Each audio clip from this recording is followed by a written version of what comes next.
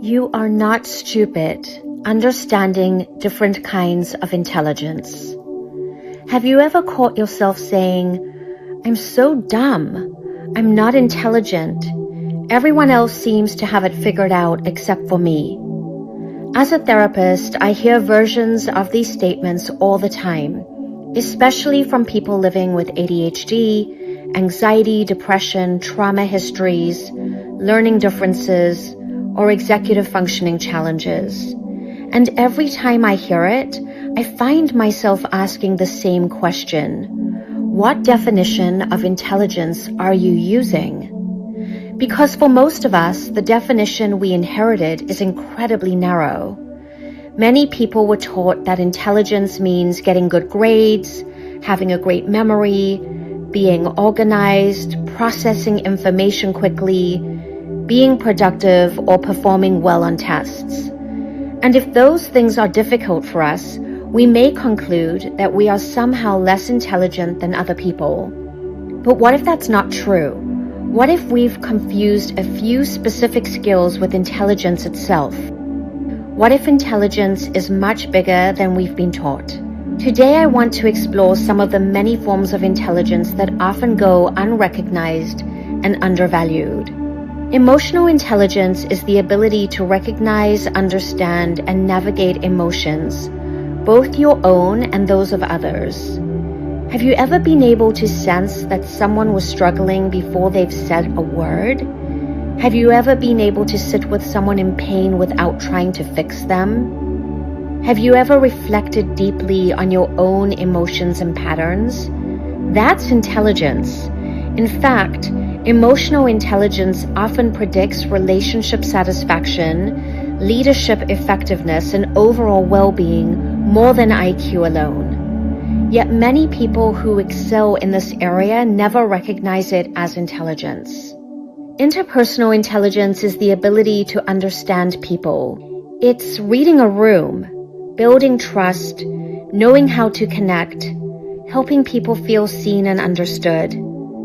Some people have a remarkable ability to bring people together, navigate conflict, or create meaningful relationships. That is a form of intelligence. Intrapersonal intelligence is about self-awareness. It's understanding your motivations, fears, values, strengths, and vulnerabilities. It's the ability to ask, why do I react this way? What do I need? What matters most to me? Many people spend their entire lives avoiding these questions. The willingness and ability to explore your inner landscape is a profound form of intelligence. Creative intelligence. This is the ability to imagine possibilities, generate ideas, and think outside conventional frameworks. Creative people often see connections that others miss. They solve problems in unique ways. They innovate, they create, and creativity isn't limited to artists. It can show up in parenting, business, relationships, problem solving, in everyday life. Practical intelligence is the ability to navigate real-world challenges. Some people may struggle in academic settings, but are incredibly resourceful in daily life. They know how to adapt. They know how to figure things out. They can solve problems under pressure. They know how to survive, and survival itself often requires tremendous intelligence. Bodily intelligence. Some people learn through movement, sensation, and physical experience.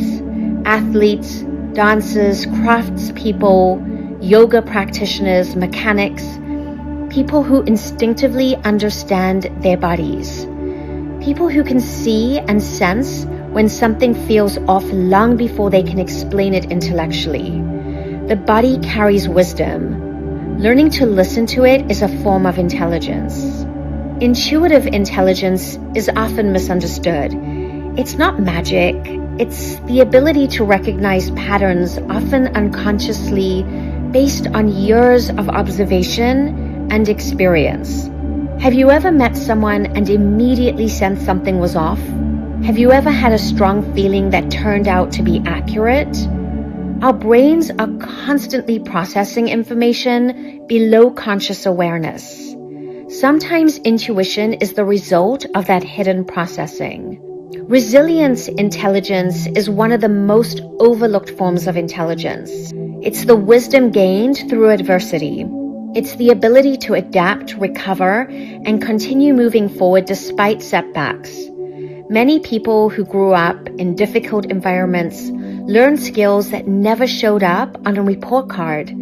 They learned how to read people, how to assess safety, how to adapt quickly, how to persevere, survive, and these abilities matter.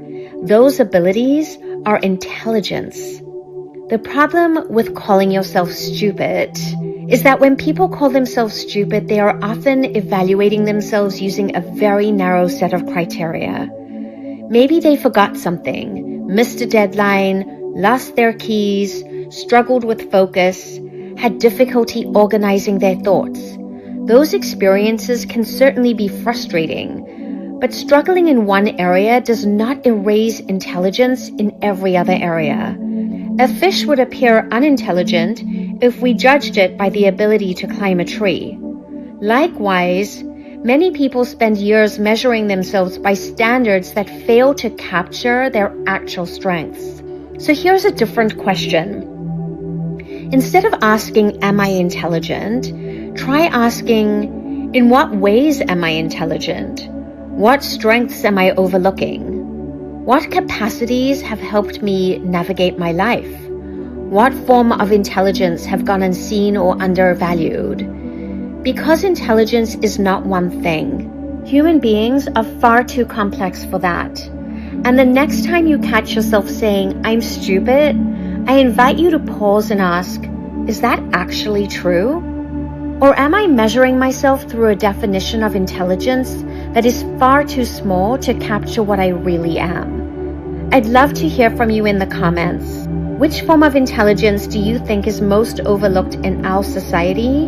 And which one do you recognize most strongly in yourself? Thank you so much for spending this time with me.